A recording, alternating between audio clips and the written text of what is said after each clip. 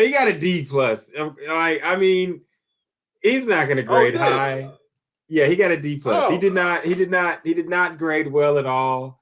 1.33. I mean, the guy only had 176 completions. It's only 53%. He didn't do very well as far as what the grade out is. But he, to me, is. This is not to say he's going to be that.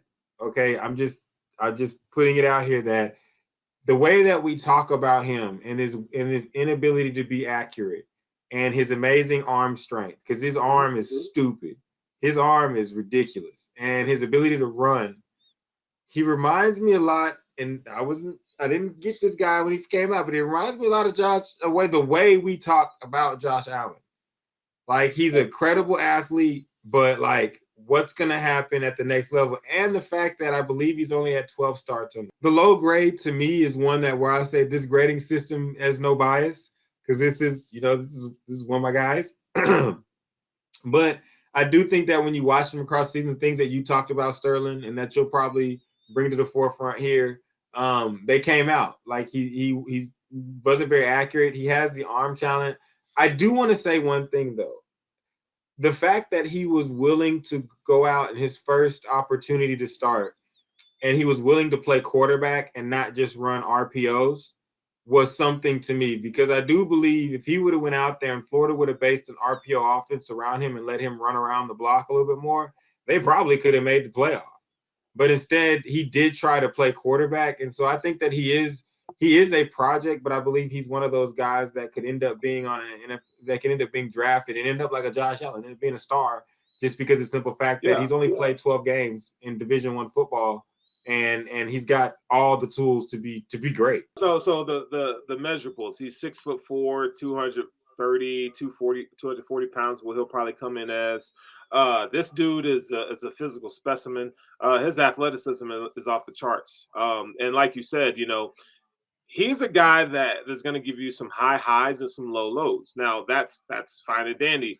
I think if you're a team that wants to draft him in round one, which a lot of people are projecting him to be a first round quarterback, I don't feel like he's a first round talent. I feel like he's inconsistent, right? I think it depends on who drafts him is really going to dictate a lot of his success. He's not a quarterback that's refined. Um, you know, he has a strong arm. I mean, this guy, like Michael Vick can throw the ball 50 yards on a rope with a flick of a wrist. Like, that's one of the most impressive things. And one of the things that he developed this year is kind of his touch passing, where he can, kind of fit a ball in between two defenders' his own coverage. He improved there. We talked about this kid in the summer when we first started the show, and it was some of the things that I talked about. Like, I got to see him improve as a passer. Now, he did that to an extent. I think some of his situational awareness, and I don't know if that was by play design or the structure, but his pocket presence is pretty trash. He could play, out of structure. He could play out of structure, but sometimes it's like, if everything's well for him, he succeeds. But like, when things break down from him, and it's like he tries to be an athlete and he tries to be a quarterback. And I think those things need to coincide. Like, your mechanics still, you could be a great athlete, but your mechanics still need to be good. And I think that's why he struggles. So we've seen it work with Josh Allen. Josh Allen was very much like this. Again, it depends on, how much work is he willing to put in. It depends on him. And are you going to start him, year one? I think if you draft him, I think you need to give him some time to mature and develop his skills. But I think as a runner, like I said, he's a powerful runner. This dude's probably going to run. He's going to run in the 4.3s, 4.4s. He's a fast Josh Allen. He's fast. He is really fast.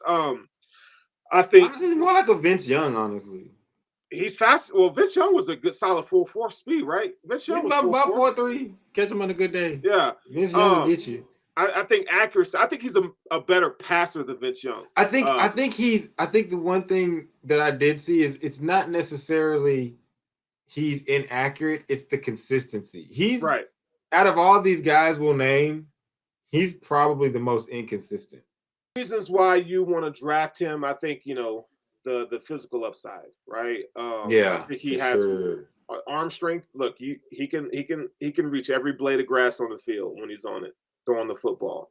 And I think he's a guy that if you're a team that has solid coaching from head coach, offensive minded head coach, and you have a really good offensive coordinator, and you get him in a program where like Josh Allen has, his offseason regimen, you get him in something like that, he could be great. The New York Giants should fight and bleed to get him. Because him with Brian Daboll. I ain't taking him round one. I think if you have a chance to get Anthony Richardson coached by Brian Daboll, you do that shit. Like you do that because I'm just saying because in sports, like you look for guys that fit for certain archetypes and certain molds. And if I have him as my coach, I'm looking at Brian right now and saying, like, look, dude, we could get basically the guy you had in Buffalo, like physicality and like, physically, and you just do what you did again. Like if he has it, we're on top of the world. If he doesn't, I mean, he doesn't. It's high risk, high reward. I think the reward outweighs the risk because okay. Let me ask you a question. Because you got Danny Dimes right now. So what are you gonna? So let's say you say I'm not gonna sign Danny Dimes, right? We're not gonna sign him. We're not gonna give you $45 million. Okay. We do everything in our power as an NFL organization to say we are going to draft this guy. Like this is you did that with Danny Dimes. You've already shown that you'll do that with Danny Dimes. Like they did it with Eli Manning. We will do whatever we want to get our guy.